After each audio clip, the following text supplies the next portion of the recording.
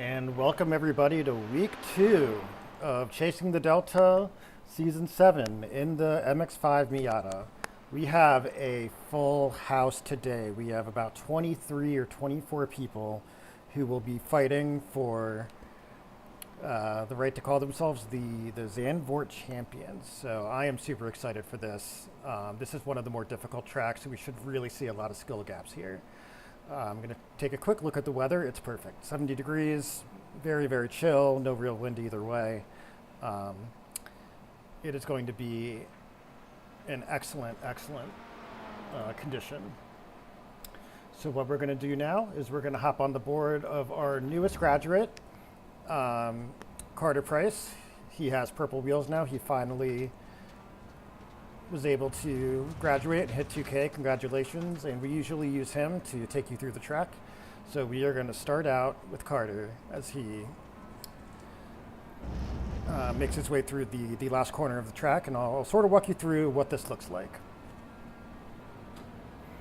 So as you can see, this is a flat corner that comes out onto the straight. The next corner that's coming up is a hairpin, and he's going to have to brake hard around the 75 meter mark. Make sure that he gets a good exit. All the way down to first gear. Slide the car around. Use all the track out on the left. Very, very nicely done by Carter. The next is called the toilet bowl. It is a quick right-hander into a highly banked left-hander. Everybody who has been to Daytona knows the banking. This, you have to be all the way up on the top. And I don't know if Carter was able to make it, but you know, the higher up you are, the more of a slingshot that you get onto this section of the track, which is all flat out. Heading into sector 2, this is where a lot of accidents happen. It is a downhill right, where you really have to be on the edge of grip so you can go fast, and on cold tires that can be very difficult. He's going to slide the car through this next turn, and he's going to go now to turn 9 and 10, which are two of the hardest corners you might ever see, especially this 110. There's really nowhere to aim. It is a long, sweeping hairpin. It is off camber. It is gross. It takes a lot of practice. Carter navigating that extremely well. And now we've got the carousel. This is a quick right left-hander. Carter is going to shift into first, head down around the gravel tap, keep it in first. Use all of the car on exit, very, very nice. And then he is going to go through the final 2 corners of the track. He's going to keep it in third, might go down to second, he does. And then it is flat to the finish, and we will see how he did. I'm not sure if he got an off track for that one. But, you know, if not, he will go again.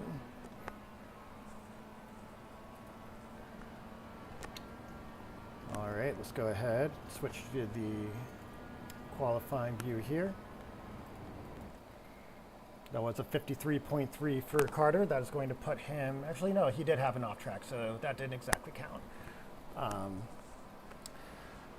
You can see Chris Sears and Jim Campbell putting down the exact same lap for the first,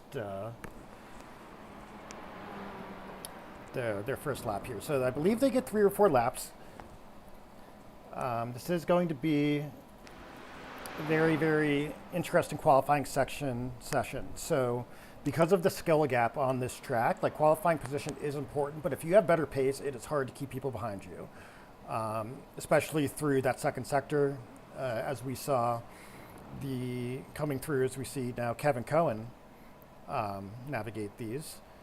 So there is a lot of room for overtakes, a lot of room for skill expression. Last week we were at Daytona, and Daytona did not have that skill expression. You know, there's like 10 corners. They're all pretty simple. And like, there is room obviously for raw pace and ability, but for the most part, if you stay in the draft, you're in with a shout. Here, this is not the case. See Kevin just barreling through turn 11 there, and that should set him up nicely. Going to hop on board with another graduate, Chris Sears. Chris has gained about, I want to say, 600 I rating this week. He's gone from 22 or 2300 to 2800, almost 2900, and that has just been his Daytona dominance. So it's a shame we didn't see him dominate in CTD. last week. That was Jim Campbell who dominated that, but um, you know, he has just had this meteoric rise, and now all these times are coming in, and that is Carter Price, who's going to clip Spencer Caskey for that top spot for now, but you can see how close this is getting, and also how far away these times are from each other. You know, we often don't see a full second between first and even eighth, but because the track is so difficult, this can be, you know, we hope that we get some battles, but you know, this is not going to be the same exciting pack racing from last week.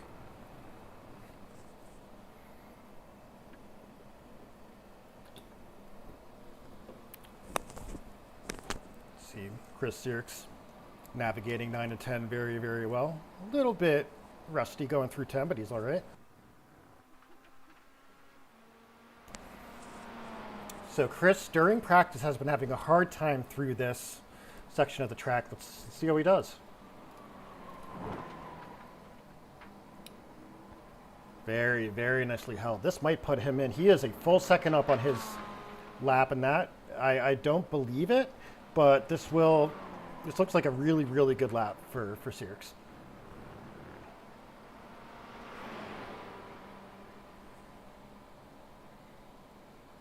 Coming on through, let's see what he puts in. Will it be an improvement?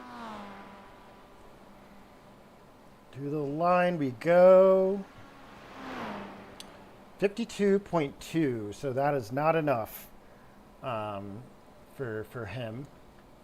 And that is going to be it for his laps. So we get 3 qualifying laps. We have about 2 minutes left in the session. I'm going to try to hop on board with somebody here.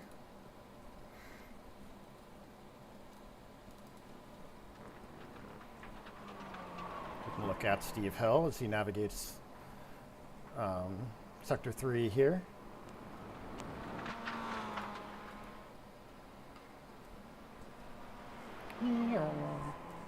All the way through. So while we wrap up qualifying, let's talk a little bit about CTD and the races tonight. So CTD is an academy first and a league second. So drivers who want to improve come in. The goal is to get them to 2,000 I rating.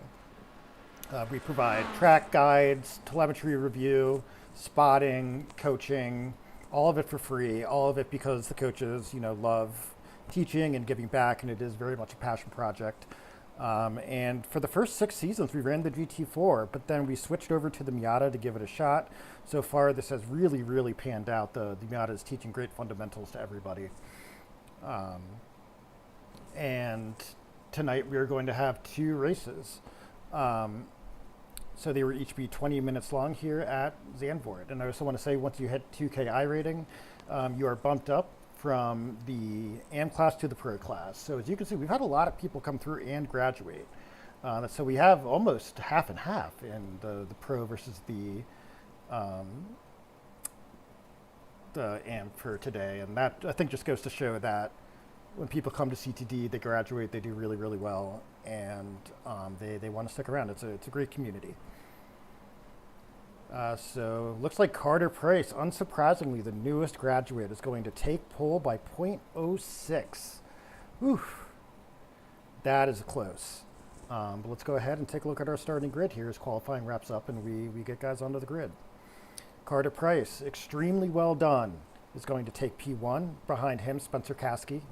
He's going to take P2. Behind him, Chris Sierks and Kevin Cohen, 2 guys, no strangers to the top. Behind them, Josh King, finally back from his vacation and everything else. He is back. P5, Greg Calabria. Very, very nice P6. Jim Campbell, he's been excellent here all week. He won both races here yesterday. He's going to start, or last week, he starts in 7th. Nick Drux starting in 8th position. And then Kerry Nolan and Steve Hill on that final 5th row of the grid. Alrighty. We are going to get things underway here very shortly. That is an excellent livery by, I want to say that's Andrew Caskey, who has a big sucks on the start of it. It's almost like somebody vandalized his car. and put that there. That is fantastic.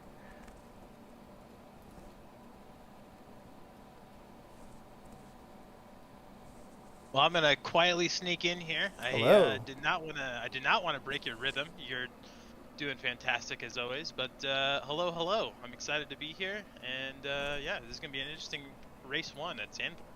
Yeah, we have both of our commentators. I am Alex Patterson. With me is now Aaron Myers, and we've got a full Hello. house, Aaron. It's looking like it. I'm loving to see the grid stacked as big as it is. 26 cars tonight. It looks like maybe chopping off a few. Um, so yeah, it's gonna be an interesting race into turn one, especially. Absolutely. All right. Let's go ahead and get all set up for this race. So what we've seen in PCC this week, because our academy follows the PCC schedule, is things tend to be good all the way up until that first corner of Sector 2, the downhill right-hander, and that has been chaos. Absolutely. You know, on top of that as well, a lot of these corners are kind of a single line. You can go too wide, but they definitely get very, very tight, especially on the exits. There's going to have to be a lot of compromise as well. Everybody kind of needs to work together, you know, pay attention to how far you're tracking out, you know, give that extra little space just to make sure you guys can keep racing. Alrighty, we are going to get underway. Look, we have almost an even split between graduates and AM drivers today. It's really nice to see the big turnout. Yeah, definitely. In the past, we've seen a lot of our graduates kind of move on to some faster cars, GT3s, some LMP2, LMP3, some drives. But with this switch back to the MX-5s, it's drawn a lot of attention back from our past graduates and our current graduates. Everybody's very excited to participate. It has been a really, really fun time. And, you know, I think a couple drivers have come back and said, you know, I'm still driving a lot of GT3, but it sounds like this would be a good time to get back to fundamentals. We are more than happy to have such a helpful community of graduates. Yeah, absolutely. You know, nothing's gonna show how bad your exit is like a Miata does. So. Exactly.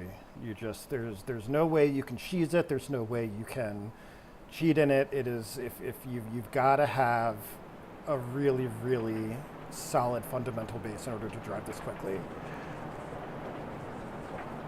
Any surprises for you in our top 10? You know, to be honest with you, I wouldn't call them a surprise. A lot of guys I'm seeing in the top 10 have just been on it all week long. I will say, I was expecting Mr. King to be in the first row. So to see him in P5 was a little bit of a surprise. But I question as well, maybe that's exactly where Josh wants to be. Maybe. You know, he did just get back from a trip. He also has a brand new sim rig setup, which looks fantastic. And he is more than ready to go ahead and give it a shot in today's race. For me, look at Greg Calabria and Jim Campbell, who had they're the highest ranking AMs on the grid, and they, you know, are both graduate candidates here pretty soon. Jim won both of our races last week. And this track is so like practice dependent and skill dependent. I'm not surprised to see the grid a bit shuffled up this week.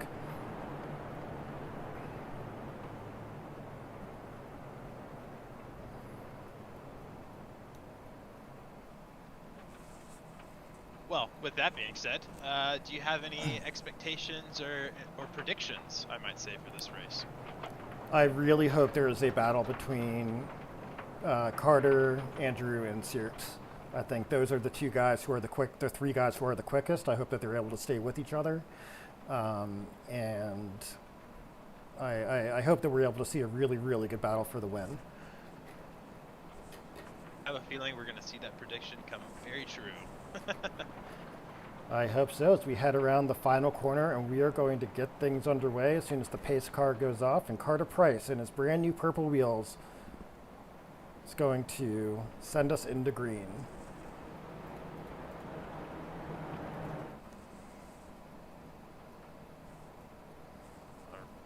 pace car getting ready to come into the pit lane here. And we And are Carter's off. Green flag. An excellent start by Carter Price. Chris Dierks already right over the back of Andrew Caskey, and we have 3 wide behind them going into turn 1. Yeah, that is Greg, Kevin, and Josh. Greg getting the advantage into turn 1, just right around the outside. Yes, very, very nice as we head into the famous toilet bowl. Again, you want to be as high up as possible. That will give you the best exit onto this track, and you can see Carter a little bit higher up on that than Caskey, and even though Caskey has the draft, Carter has a really, really nice run.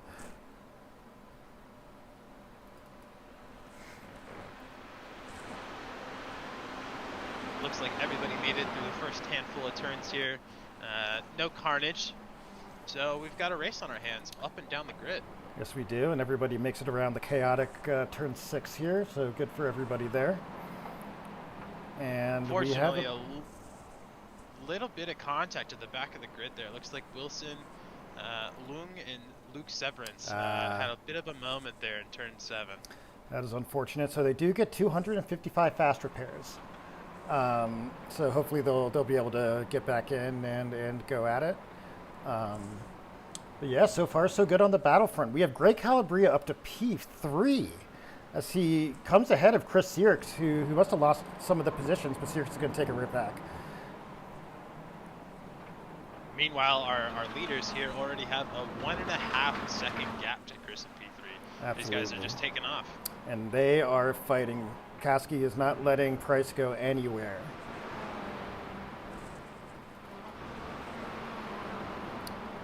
So this is a much different race than last week. Last week we just had to focus on a couple different packs. This is much more processional. I will say that's probably just for the meantime. Once everybody kind of settles into a nice rhythm, I bet you we're going to see a little bit of the same thing. As we have 2 wide through turn 1 for both Caskey and Price, and that's Sierks into the wall.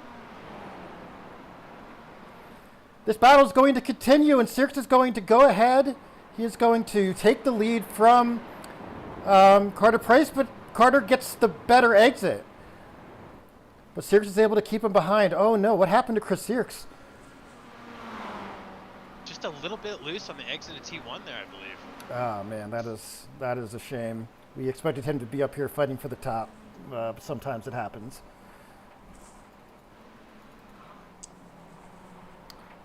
Let's see, so the battle for P1 is intoxicating, but there are battles all over. One of that is the battle for P7, where there's 3 wide now going through turn 8 into that very, very difficult turn 9 and turn 10.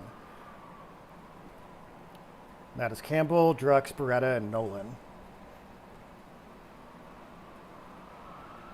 Oh, and Josh King, just no. a little too deep on the brakes there, gets spun out coming into turn 10. That's right. His car looks okay. He will be able to join the action, but he is probably unhappy with that.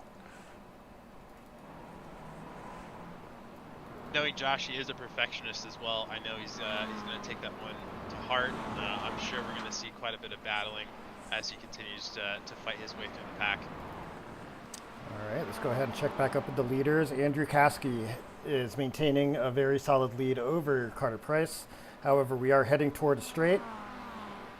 Will Carter make a move?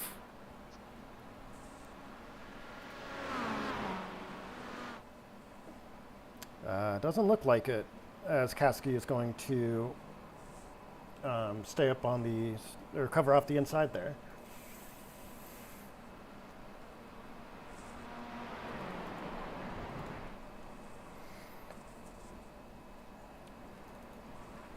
Meanwhile, oh my God, we have absolute chaos behind him as well. We have like a six or seven car battle for P12. And I'm sorry, what's going on with Carter? I was just going to mention, he's still just consistently taking that high line to the toilet bowl. You know, he keeps that up, and Caskey doesn't improve his line through there. We're going to see those guys go door to door once again here pretty soon, I'm sure. Absolutely, but I do want to draw your attention to the battle for P12 because there are almost 10 cars going side by side. We've got Chris here trying to work his way up through the field, as well as Josh King. And this is just chaos.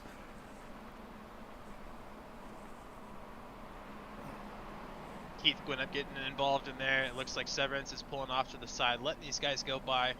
Yes. Everybody getting a little bit of a run, a little bit worse of a run on exit here. It's so hard to tell who's going to have the advantage. Absolutely, and all of these are just so tough as well, these corners.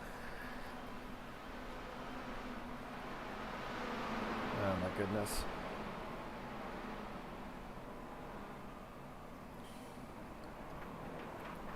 See, the battle here between McNeil and Lofi is looking pretty stable.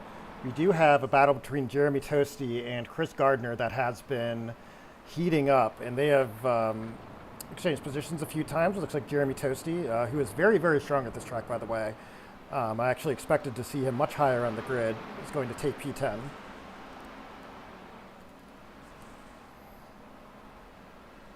Well, Chris Sirks is going to try to take the position from Alex Lofi.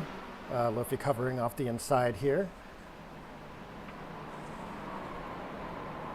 Now those guys are disappointed. The MX-5 doesn't have any headlight flashers. I know. Aren't we all? Every week we see those guys filling their mirrors up. Meanwhile, we see Carter Price once again, the high line through the toilet bowl is getting him up to Kasky every single time. And Greg Calabria in P3, way ahead of P4, might catch up to them if they keep battling. Absolutely. Just in that last lap, he's gained 3/10 on that lead pack. Yes. Another battle that's going on behind him is the battle for P4. That's Kevin Cohen, Nick Drux, and Joe Beretta. And that is going to be Nick Drux taking a look up the inside on turn 9. Kevin Cohen's going to go very wide and take the inside back on turn 10. Looks like he is going to get it, but they will go side by side, and looks like who's going to get the better exit? It's Kevin Cohen, but Drux is going to come right up on his inside here. Kevin Cohen, a very aggressive racer. He's going to try to take the inside. Will they go too wide into the carousel? So far they do not. Oh, almost contact as they go around the carousel, but they seem to have kept it clean through there. Oof, that is quite the battle. Looking nice and stable, but Kevin's in a really tough spot here. Where does he go on the front straight? I don't know, but he's probably going to have to cover off the inside here. Let's see if he does, or whether Nick Drux is going to have some sort of run on him. And Nick Drux will take the inside. And will Joe Beretta following him through? He does, and that is going to be 2 places for Nick Drux and Joe Beretta as they come through with Kevin Cohen. Meanwhile, we have an insane battle for P9. Jeremy Toasty just taking the place from Steve Hill, but Steve Hill is side by side with Chris Gardner. And Adam McNeil getting involved, making it 3 wide in the toilet bowl. No! Contact, and it turns into a mess. That is massacre. Oh no, that is so many cars. Big accident there. I think that's 6 cars. That's altogether. 6 cars. That's Alex Lofi. That's Keith Gwinnett. That's Steve Hill. That's Chris Sirks. That might even be James Cox. Oh man. Multiple meatballs. Multiple, yes. I'm counting 5 meatballs on that one. So it looks like somebody got a little bit lucky there, if you want to call it that. At least they aren't having to report back to the pit lane. Well, this will be a good race review for race 1, as Carter Price almost loses it actually going into the carousel, and Greg Calabria is right up behind him.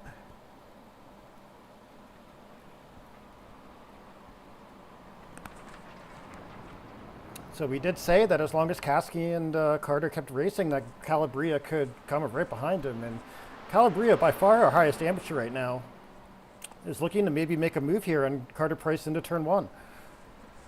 Carter covering off the inside. I've seen him do this all week. Greg Calabria, is he going to make the move? He is not.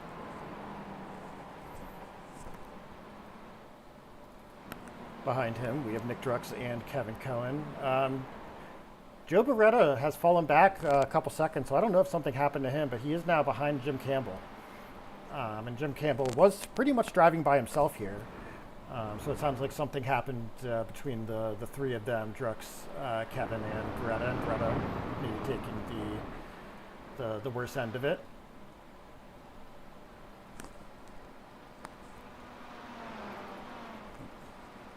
As Joe Beretta is going to take a look at Kerry Nolan. They're going to go side by side into turn 5.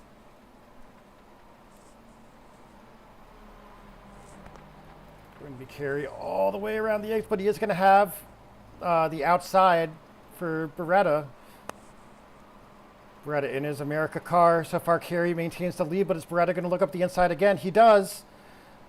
Oh, they are side by side going through turn 9 and turn 10 here. And it looks like Kerry Nolan, for now, keeps the position. But we'll see who gets the better exit, and that might be Joe Beretta.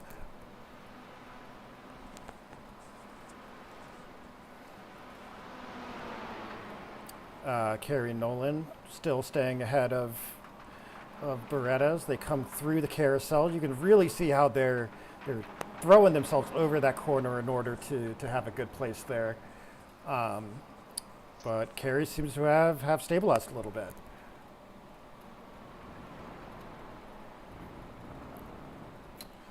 Whew. Let's take a look at our overall timing and see how things are going. So Andrew Kasky has built up a 0.6 lead over Carter Price, who has built up about the same lead to Greg Calabria. 5 seconds behind them is Nick Drux and Kevin Cohen, who are currently battling for P4. Jim Campbell behind him, and then that battle that we just saw, Kerry Nolan and Joe Beretta behind them. Jeremy Toasty, Adam McNeil, and that is about it for the battles. As you can see, you know, we were really hoping for good battles, and we got it, but, you know, once the track starts to spread out a little bit more, it can be hard because this track is so difficult. Absolutely. You know, with this place being notorious for debris all over the track, making the surface just that extra bit of sketchy. The way these guys are all having to navigate it, it's just one more challenge. Absolutely. And we're going to go back to that battle between Kerry Nolan and Joe Beretta, because that has not really gone anywhere. And we are going to have Jeremy Toasty and Adam McNeil come right up to their bumper. I believe that is them. Actually, no, those are actually lapped cars. My mistake. Yeah, it looks like Chris Gardner and Steve Hill will be battling it out for P17 between those guys. Yes.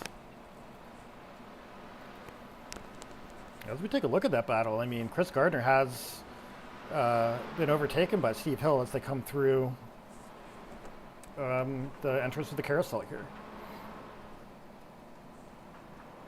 Steve, very nicely done. A little bit in the dirt for Gardner, but things are looking pretty well. And this is, I mean, really, we can go back up to the top, but those are our closest battles right now. We have the battle for P1, which is Kasky, Price, and Calabria. You know, we thought it might be Chris Sirks up here with the leaders, but instead it's a big surprise that Greg Calabria is keeping pace with them. You know, earlier this week, Calabria was on it during practice. He had the fastest time on the board, looking very competitive in his racing drills and racing start practices. So to me, it's not too much of a surprise. I just thought we'd have more guys in this lead pack. Yeah, well, you know, a couple of guys who would be there, such as Joss and Chris, had incidents early. They weren't able to really recover. And then, you know, maybe got even caught up again on the massacre in the toilet bowl. Very true. So it is now Jim Campbell and Kerry Nolan. Kerry has opened up almost a second gap to Joe Beretta, and he is right behind Jim Campbell. We do have another battle right in front of them, Nick Drux and Kevin Cohen. Those guys just cannot separate from each other. Yep. Two very, very skilled drivers, very aggressive. As we see Jim and Kerry go side by side through turn 9. But Jim maintains the position, but it's all about the exit here. And it looks like Jim is going to maintain the position, but Joe Beretta is loving this. And he's going to come right up to the back of them. 5 minutes left in today's race, race number 1. And I'm very happy with how action-packed it's been.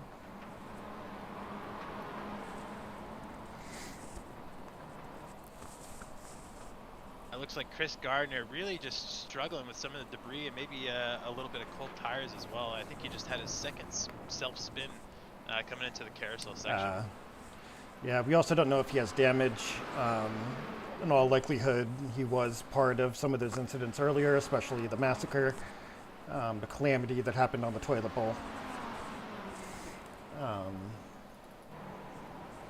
And we're going to take a look at Nick Drux and Kevin Cohen, because Kevin is not going to let Drux have this easily. Definitely not. With Drux not having any draft in front of him either, there's nowhere to hide and there's nowhere to run. He's going to have to face this battle before the end of this race. And the exit to the toilet bowl is going to bring Kevin Cohen right up to him as they look down what I believe is turn 5. And he's going to take a look on the inside here. Is he actually going to go for it? He is not. As we head through that first turn of Sector 2. The next big passing opportunity will be turns 9 and 10. As we go through turn 7 here. No, that's turn 8, because this is turn 9. You can see they go very, very wide. And then people take their own lines through here. But it looks like Drux and Cohen are pretty much on the same page as they go through that those two corners.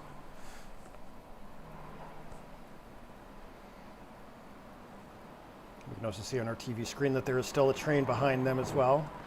It'd be funny if they caught these guys, but it's doubtful.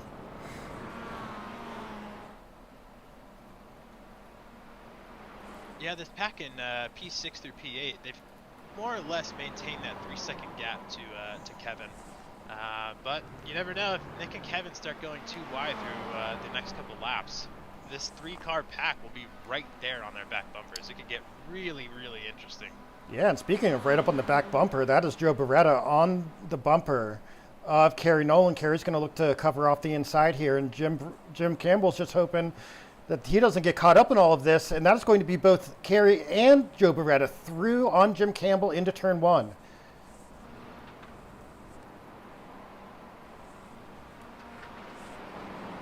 Very, very nicely drawn by the three of them there. You know, I think Jim maybe could have driven a little bit more defensively, but he had two guys fighting hard behind him, and might have made the business decision to keep his car alive.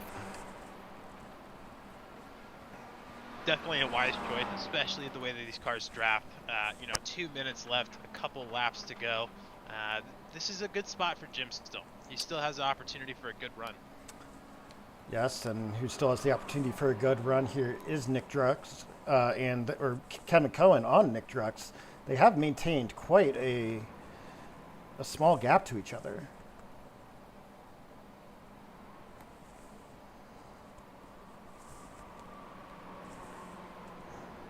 They head around that vaunted turn 10. We're going to see how they are able to navigate the carousel.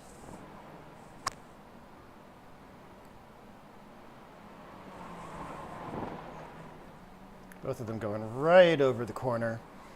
Yeah, very aggressive through there. And we are going to take a quick look up at the lead here, where Andrew Kasky has pulled about a second of a gap in front of Carter Price. And as they cross the finish line here, this should be the white flag. It is. All right, we have white flag for the battle for P4 and the battle for P6.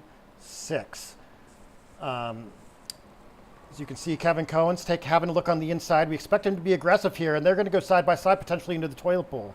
Looks like Nick Drux has maintained a little bit of a lead, as we see behind them. Kerry Nolan and Joe Beretta go side by side through the same corner. Oh man, this is going to be really, really interesting for them to get to the finish here. A lot of these guys are pretty aggressive drivers. They're going to race each other hard. They're not going to let them have it easily, as Kevin Cohen is going to perhaps look around the outside of that entry to turn of Sector 2. Is he going to be able to make a run on Nick Drux? He's looking like he has the advantage here. Oh, is he going to overtake him? Yes, but will he get the inside of this next turn? He's going to send it around turn 8. But Nick is going to have the inside of turn 9.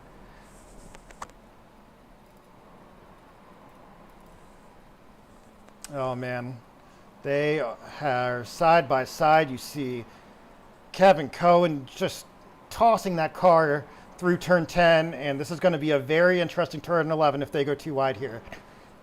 Looks like Nick Drux has the advantage. Kevin Cohen looking for a way in. Doesn't have it, but ooh, he hits the grass a little bit going through. Yeah, both of them a little bit at a disadvantage on the exit there. And that Kevin needs a killer exit here. But that is going to be Andrew Caskey taking P1. Behind him, Carter Price P2, Greg Calabria P3. And this is going to be close to the line. Anything there? Nick Drux, Oof. P4 by maybe less than a tenth. By about a tenth of a second. What a battle.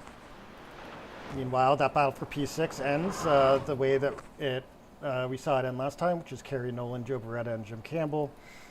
I've got Jeremy Toasty coming in at P9. And then Tyler Dunham from who knows where has rounded out our top 10. Very, very nicely done to Tyler as our guys wreck their cars, as is tradition.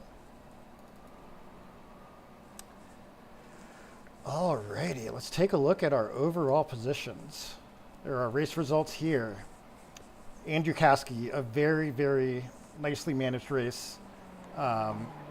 And Carter Price, he had to overtake Carter Price, he did, and then Carter was just not able to get around him.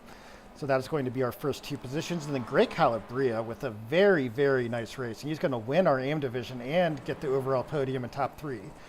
We saw, and then we saw these battles, Nick Drux and Kevin Cohen, P4 and P5, and then Kerry Nolan, Joe Beretta, Jim Campbell in 6, 7, and 8. And then finally rounding out our top 10 is Jeremy Toasty and Tyler Dunham. Whew. Well, Aaron and I are going to catch our breaths, and we're going to go ahead and get ready for race 2. So we will see you here in about 8 to 10 minutes.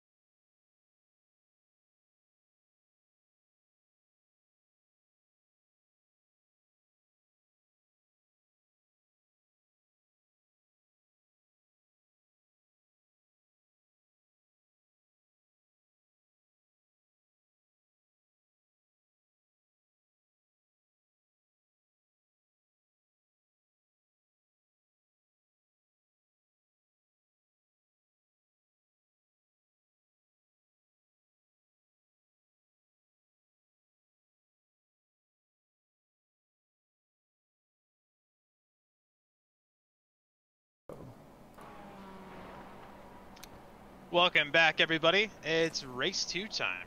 Yes, it is. And qualifying has been going on for a little while now. So we've got the guys who have put in, I want to say, 1 or 2 laps. And surprise, surprise, Andrew Caskey and Chris Sears are right up at the top with Kevin Cohen, Carter Price, and Nick Drex right behind them. Provisional poll right now, a 52.03. These guys are flying. Yeah, I thought we'd hop on board with Andrew Caskey as he navigates his final qualifying lap. He was extremely quick. He also, I want to say, has the lead in the Garage 61 leaderboard for the team.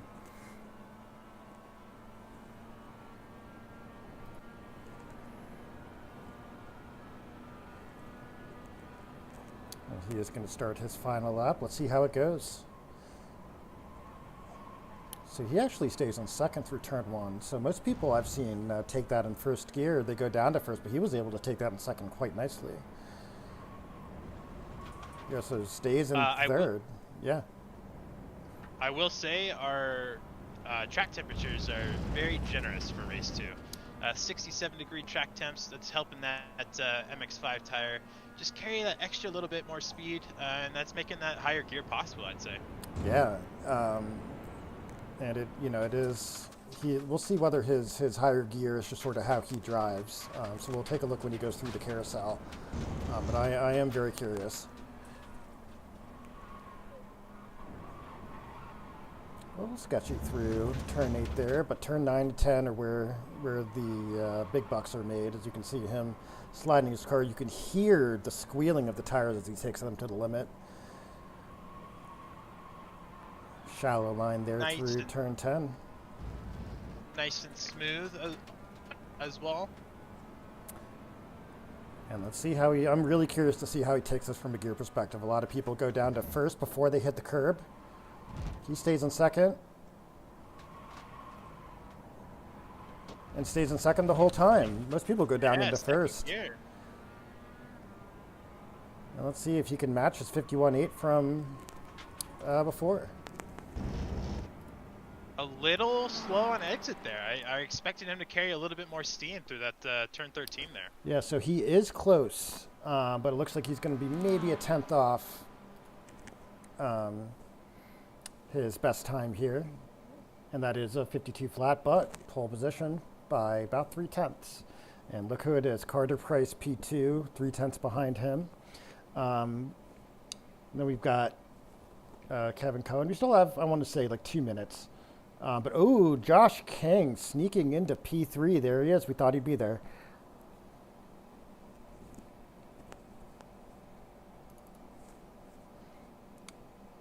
Those guys that are still on the track here, we are looking for them. That is a very, very dead Chris Sears in the wall. His tires are bugging out. His hood is up. Jeremy Toasty puts in a lap, wasn't able to improve on his best. We've got Steve Hill, about a minute left in qualifying. Let's see where everybody has shaken out here. Steve, if you haven't listened to Steve's podcast, he's got a DIY podcast that he's done with our own Aaron Myers as well as Greg Calabria. Do you remember what his YouTube channel is? Yeah, it's called The Sim Racing Show. Or, no, excuse me. I said that incorrectly. It's the Sim Rig Show. Gotcha. So you can find it on YouTube, I know. But yeah, check it out. Steve Hill, a cool guy. Very, very interested in these do-it-yourself rigs.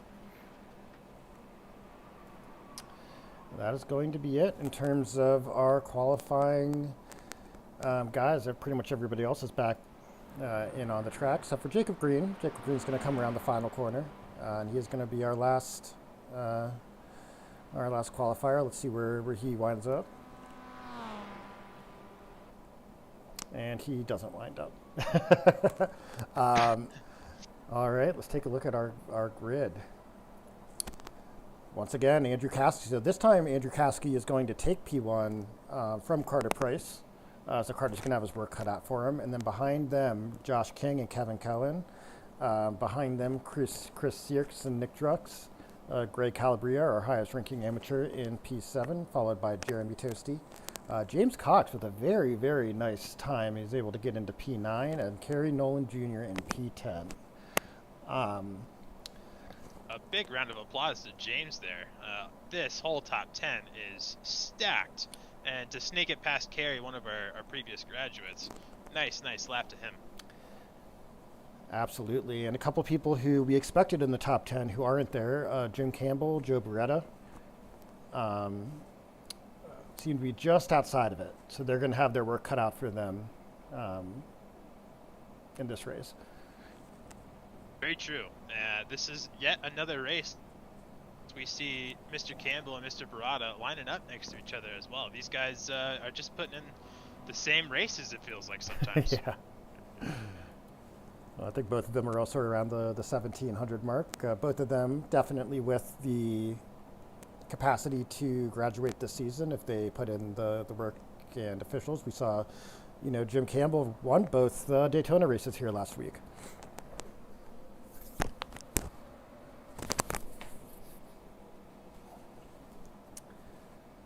We wait for our pace car to get underway here. Once again, very much missing the headlight flash. That was a staple of the CTD grid. One of these days, we will get the entire group to comment on an iRacing forum and let them know that is just one thing we all have to have. Absolutely. Hey, they can do it in real life. It doesn't hurt anybody, and it really helps us. But, we can also just get the word out here. Millions of people who listen to this can go ahead and start doing their own, write-in, mail-in-person protest, picket lines, and start to really pressure iRacing to, stop this madness and give us the headlight flash.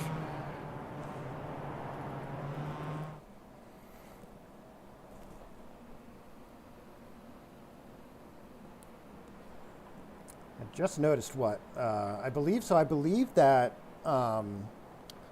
Andrew Caskey's livery is from a Top Gear episode where they wrote all sorts of, let's say, inflammatory things on their cars and drove it through the Deep South, and it went about as well as you can expect.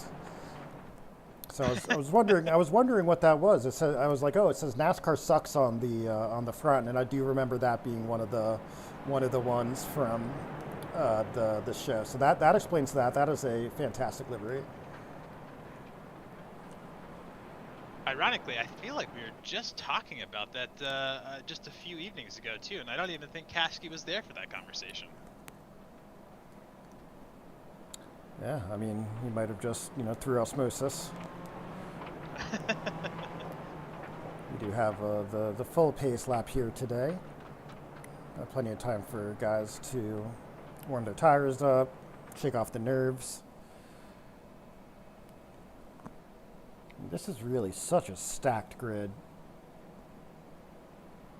And to see guys like Joe Beretta, Jim Campbell, Alex Lofi, Chris Gardner, Matthew Farron, chilling in the mid pack here. We're not used to that. Not at all. This, like we've talked about once before, this switch to MX-5s has really reshuffled our typical order, I would say. But with that too, the whole grid is just stacked. We're seeing battles up and down, and outside of those couple incidents in race 1, I think we'd have a tighter pack. So I'll be curious to see how race 2 goes. Yeah, I'm sure everybody, improved through race 1, got their pace if they hadn't been running too many officials or got in a bunch of good practice. So I'm really hoping we have a really clean but fair hard racing in race 2. And I'm hoping that this ends up being just as exciting because we had plenty to talk about in race 1.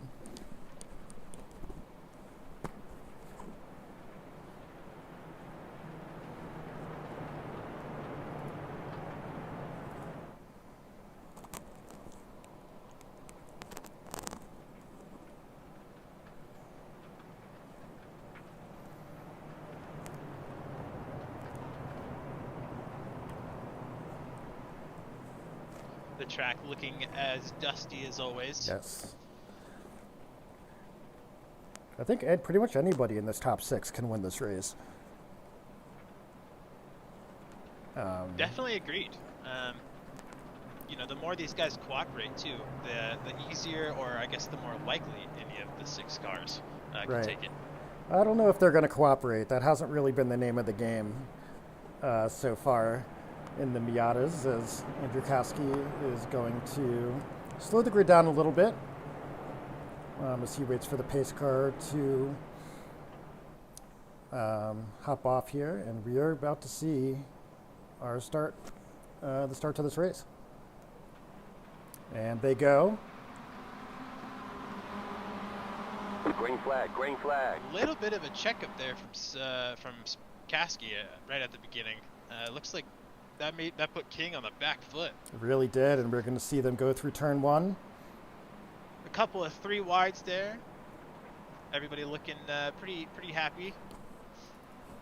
Yep, so far so good.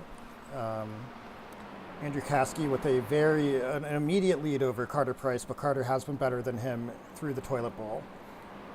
Nick Drex is going to take, temporarily at least, P5 away from Chris Sierks, but Chris Sierks takes it back, and they're going to go almost side by side through this section of the track. And now that's Gray Calabria, who might go ahead and actually take this position from Nick Drex.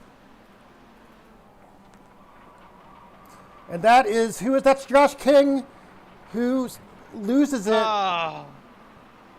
Oh, cold tires. That is such a difficult part. I don't believe his car is damaged, but that's a heartbreaking return to CTD for Josh King. Definitely not the races King was looking for tonight. Pepe hands. All right, let's take a look and see what battles are shaping up here. So we've got Andrew Kasky in the lead, Carter Price 5/10 behind him. And then we will get an update, but that'll show Kevin Cohen is in P3 behind Chris Sierks, Ray Calabria, and Nick Drex. And Andrew Kasky going a little wide there. And is that going to make him under pressure? But Kevin Cohen is not going to let Carter Price have anything here.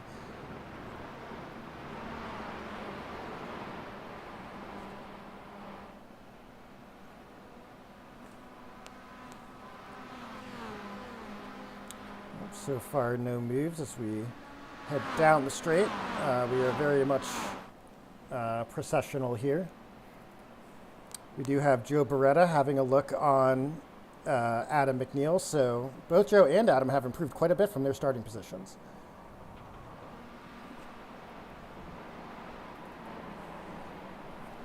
Well, I know that Nick Drex is going to be pretty keen to get that position back from Ray Calabria, and this is looking like it might be a pretty solid race.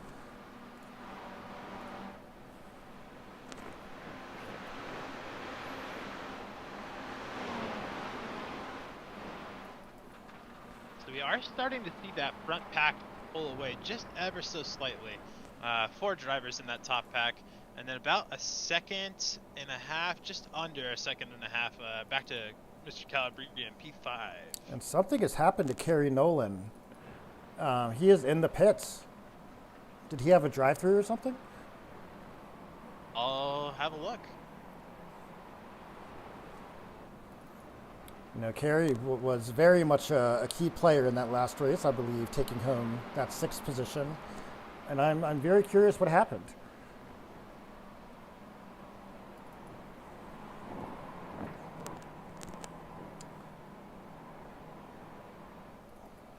So far, our battles right now, our battle for P2 is heating up. That is Carter Price and Kevin Cohen. The fact that they are battling is going to give Andrew Kasky a very, very nice advantage because he doesn't have to worry about either of them. But Carter Price is in the draft so far, and that is going to bring Kevin Cohen, Chris Sierks, Gray Calabria, Nick Drex, and Jeremy Toasty are all in that first draft. Reporting back on Kerry, I think he might have just didn't have enough fuel in the car. Oh, no incidents on that lap. Yeah, and unfortunately had to just come into the pit lane and top off. You know, I did that earlier this week. Just forgot to put fuel in my car, and that was minus 95 I rating. That's always a brutal reminder of just how easy a strong performance can go. Yes. Well, at least he wasn't in an incident that is somewhat heartbreaking. And we do have 2 cars just shooting around Chris Gardner there as they take the higher end of the toilet bowl. Meanwhile, our battle for P1 is starting to include 4 people, and that is Carter Price, Kevin Cohen, and Chris Sierks.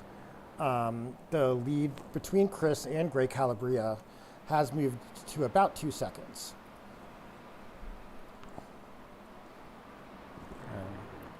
But Nick Drux, who is chasing down Greg Calabria, now has a new problem on his hands, and that is Jeremy Toasty, who is quick around here.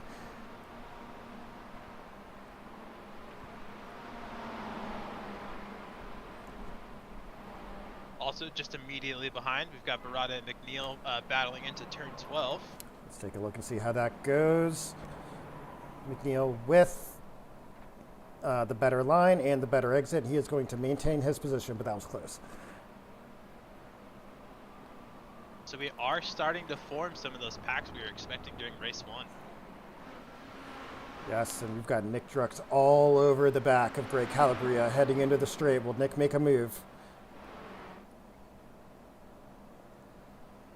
Or will Nick push him? It looks like he's sort of pushing him along here. And Greg is going to go ahead and cover off the inside. Nick Drux is going to go ahead and slot in behind him, and Jeremy Toasty behind him as well. But Jeremy a little bit wide on exit. And wildly enough, really not affecting his gap to Calabria up ahead. Yes. If anything, he's closed that gap down. As they head through there, we're going to take a look at the toilet bowl as Adam McNeil and Joe Beretta go. The toilet bowl is where you see a lot of overtakes get set up, because if you don't hit that thing right and the guy behind you does, they can just slingshot ahead of you with all the momentum they get.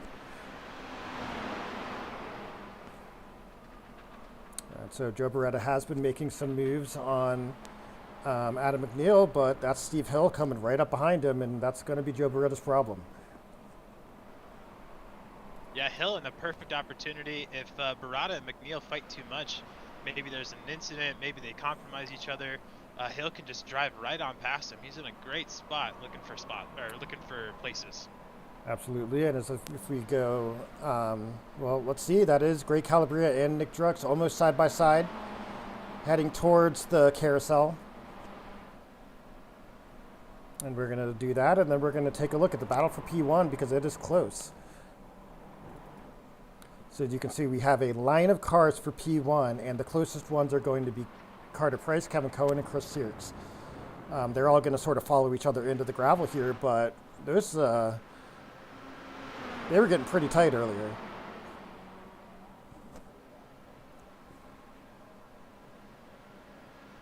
We're going to come up to the back of Matthew Coley here, and Coley has the best livery on the grid. It is a Mountain Dew Baja Sabu Citrus livery that made by our own Edilberto, and it is fantastic.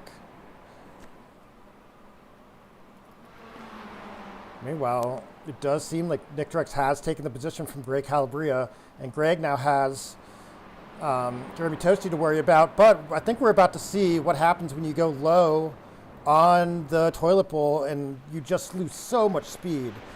And that is going to be Jeremy Toasty falling behind. A lot of times, you know, you think you can go on the inside of the toilet bowl, but you just lose so much speed and power going through on the inside.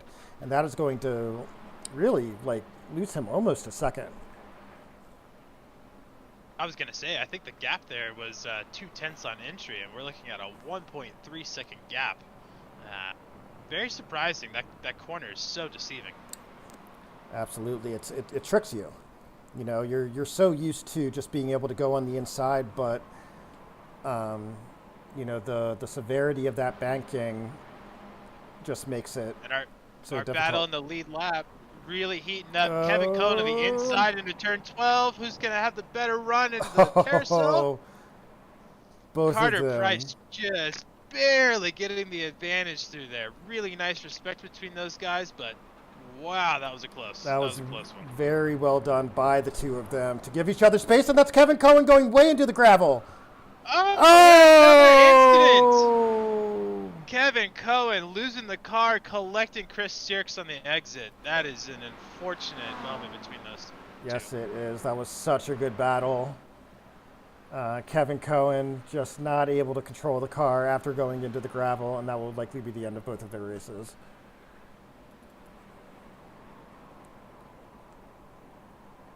And for now, the battle for the lead is down to 2. Yes, it is, and Andrew Caskey puts in a good lap or two. Carter will be out of his draft, and that'll be really, really difficult for Carter to start to make up time here. Dang, that was such a shame. All these guys are very aggressive racers. I'm not really sure what happened that Chris Hicks got collected in that. I think Kevin Cohen thought he could maintain control of the car, did not realize how compromised he was. Wanted to keep the position. Taking a look at kind of what was going on from Chris's point of view, it looked like Kevin was going to stay to the right, stay low in the banking, and kind of in the camber pocket itself. And then kind of out of nowhere, Kevin's car snapped up the hill, and unfortunately, that's where Chris was headed. Just one of those very, very unfortunate incidents. Meanwhile, don't look now, but that is Carter Price, who has made up 0.5 of a second on Andrew Caskey over the last couple corners.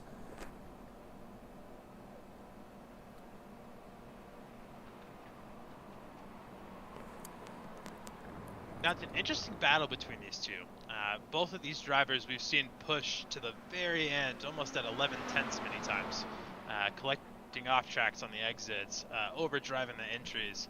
And I'm curious to see who kind of keeps their wits about him and keeps those laps nice and clean.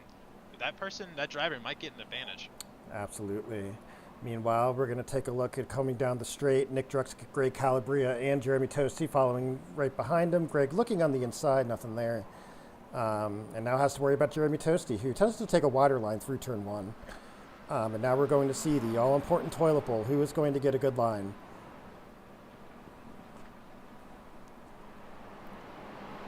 All three of them look very, very good through there. Jeremy Toasty has learned his lesson from going down to the inside there, and he's going to be right up on the back of Greg Calabria.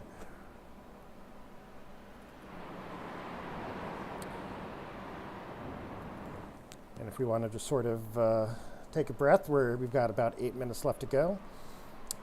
Andrew Caskey and Carter Price, P1 and P2, and then we've got Nick Drux and Greg Calabria and Jeremy Toasty going 3, 4, and 5. Behind them, Joe Beretta, very, very nice recovery from where he started in P6. Adam McNeil in P7. Chris Hill not too far behind Adam McNeil in P8.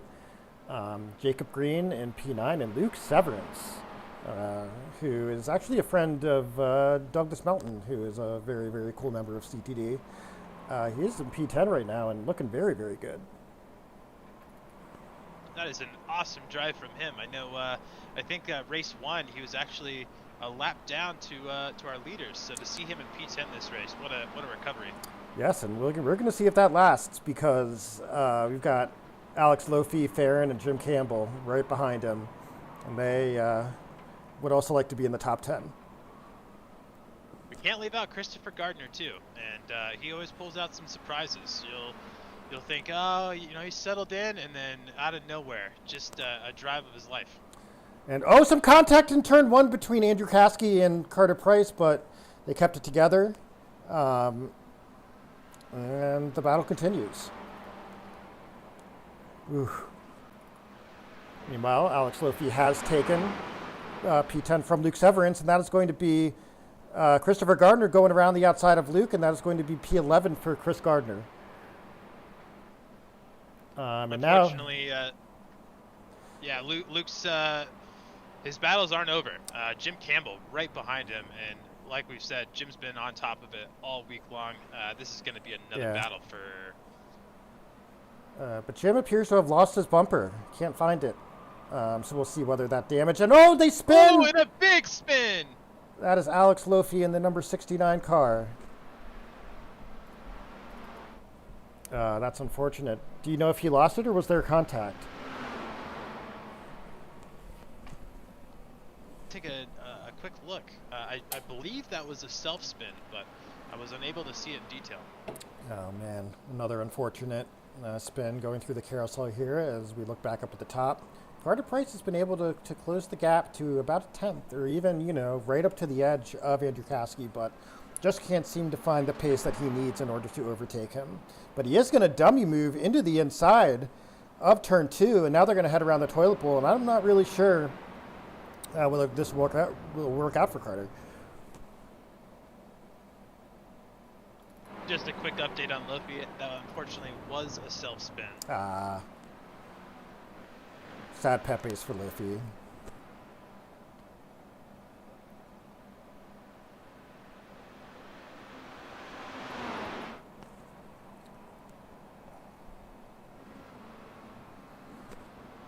That battle for P3 between Drux, Calabria, and Toasty is still not over. The gap between those 3 cars is less than a second. Yeah, and we're seeing, you know, this is a pretty hard track to pass on if you know how to drive it. And these guys are driving very, very, very solidly through this section of the track. We're going to see whether anybody's able to get a run on Nick Drux here.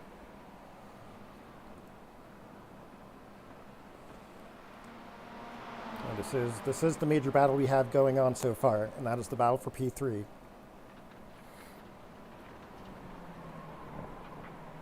Through the all-important carousel. Calabria taking a little bit wider entry there, really trying to maximize his exits, especially as we lead on to this more or less long straightaway. Yes. And will he be within striking distance? It's going to depend on the exit that he gets out of the last corner. He's close. It's going to be an interesting run into the turn 1. Yep, and Nick Drux making a move to the inside there. Gray Calabria is going a little bit more inside, and they will be side by side going into this turn, but then he blinks. Oh no, pray for Great Calabria's connection as he goes through turn 1. Holds it around the inside, is going to maintain the position for now, but Nick Drux wants it back. They're going to go side by side into turn 2, and then that's going to be Nick Drux with a much better line through the toilet bowl. And that is going to compromise Gray Calabria as Jeremy Tosti is right up behind him.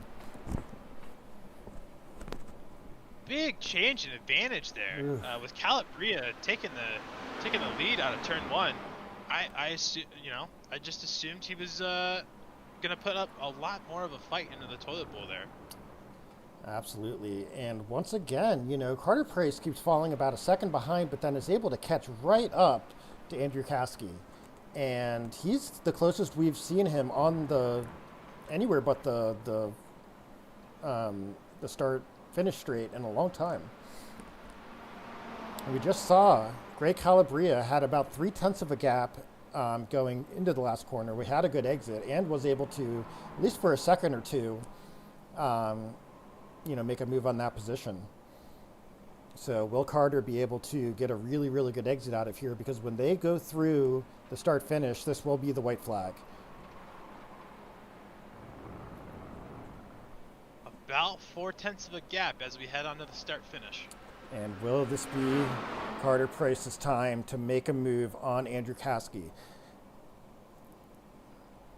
Andrew preemptively covering off the inside, as we saw Nick Drux do previously. Carter not able to make any sort of move, but he is right up on the bumper of Andrew Caskey. Is he going to be able to get side by side out of the exit? Almost. We are on the white flag. This is the final lap of the race. So both of these guys are going to be on their A game here as they go through this final lap.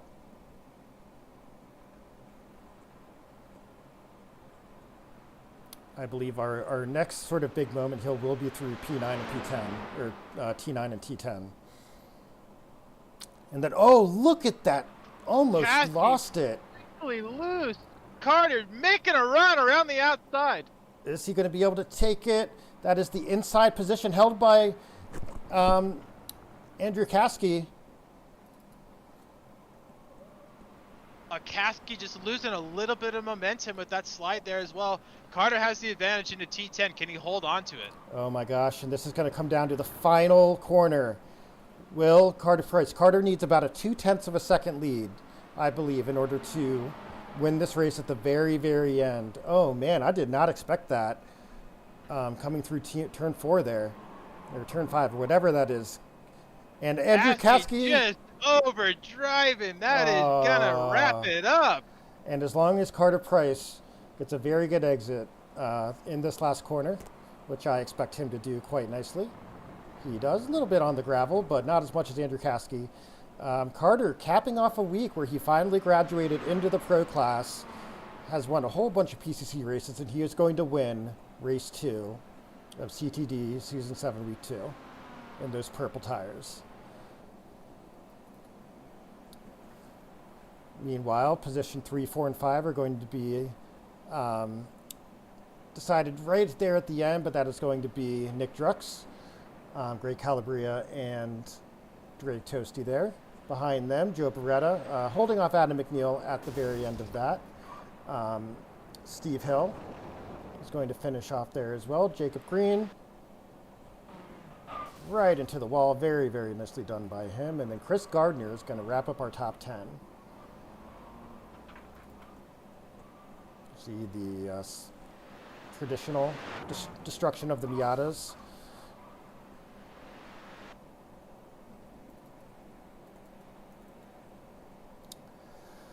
Wow, that last lap between Carter Price and Andrew Caskey was exhilarating, and what a finish. That was an unexpected end. Yes. You know, great battles up and down the grid, as always. Whew, that was a stressful one. Yeah, we're going to take a look at our race results here. So the overall winner, Carter Price, on the last lap, able to overtake Andrew Caskey. And he is going to win this race too. Behind him, Nick Drux, who's going to take P3 in the pro as well as overall. Greg Calabria, 2 excellent races from him. He's going to once again win the AM. And then behind him is going to be Joe Beretta. And then Jeremy Tosti behind them. And then we've got Adam McNeil, Steve Hill, Jacob Green, and Chris Gardner for those final top 10 spots. Next week, we are going to be at a pretty interesting track. I'm not really sure what to expect, and it is going to be the Legacy Phoenix 2008 road course. Have you ever raced there? I've never been. I definitely have some site laps to do at some point this weekend. I've heard good things, but time will tell. Alrighty, well, we hope to see you there next Thursday, and until then, we will see you next time. Sounds good. Thanks, everybody.